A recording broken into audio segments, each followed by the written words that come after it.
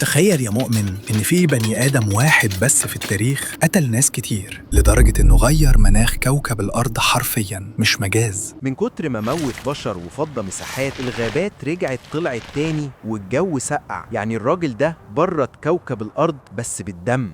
جيشه ما كانش جيش طبيعي، دي كانت مفرمة ماشية على حصنة، بيتحركوا أسرع من سرعة الخبر نفسه وبياكلوا الأخضر واليابس. الناس وقتها سموه صوت الله، يعني الكرباج اللي ربنا بيأدب بيه البشر. المرعب جنكيز خان. قبل ما يبقى جنكيز خان كان طفل اسمه تيموجين.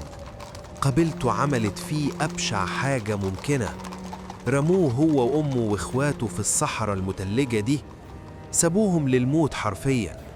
عشان يعيشوا كانوا بياكلوا أي حاجة، جذور شجر، حشرات، وحتى فيران الحقول. الذل ده هو اللي ربى جواه الوحش اللي هيحرق العالم بعد كده. ومش بس كده، لما أخوه الكبير سرق منه سمكة، تيموجين ما تفهمش، رفع القوس وقتله. طفل عنده 10 سنين قتل أخوه بدم بارد عشان سمكة. أعداؤه قبضوا عليه وحطوا الطوق الخشب ده حوالين رقبته عشان يذلوه. كانوا فاكرين إنهم كسروا عينه، بس ما كانوش عارفين إنهم بيصنعوا الشيطان اللي هيبيدهم كلهم. اتعلم الدرس الأهم من الديابة في الجبل: لو كنت لوحدك هتموت، بس لو بقينا قطيع منظم مفيش قوة في الأرض تقدر تقف قدامنا. وهنا قرر يوحد القبائل. سنة 1206 تيموجين عمل المستحيل، جمع كل القبائل اللي كانت بتدبح في بعض تحت راية واحدة، وغير اسمه لجنكيز خان، يعني حاكم الكون. حطوا قانون اسمه الياسا، قانون صارم ما فيهوش تفاهم. بيقولوا إن من كتر الأمان كانت البنت تقدر تمشي من الشرق من الغرب شايلة طبق ذهب فوق راسها، ومحدش يجرؤ يبصلها. مش مهم أبوك مين ولا قبيلتك إيه، المهم شطارتك. لدرجة إنه عين واحد من أعدائه جنرال في جيشه لمجرد إنه كان رامي سهام أسطوري وقدر يصيب حصان جنكيز نفسه.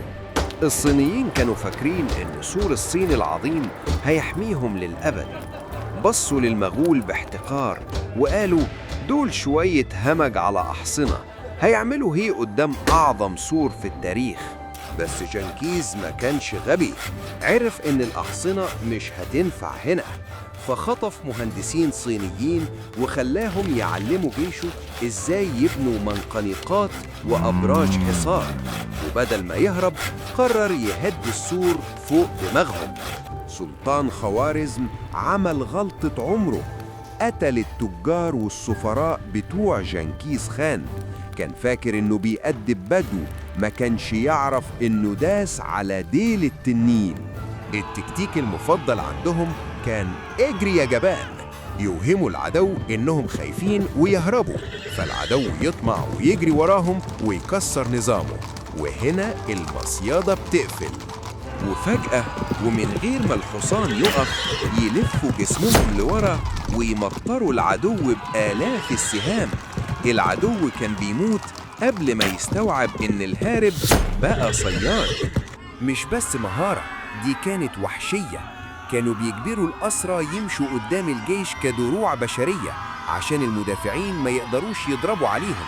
تخيل بشاعة الموقف، مدن كاملة كانت منارات للعلم والحضارة اتمسحت من على الخريطة في أيام.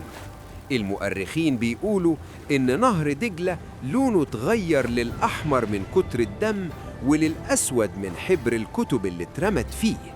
شفنا إزاي الوحش حرق العالم، بس يا ترى إزاي قدر يبني أأمن إمبراطورية في التاريخ؟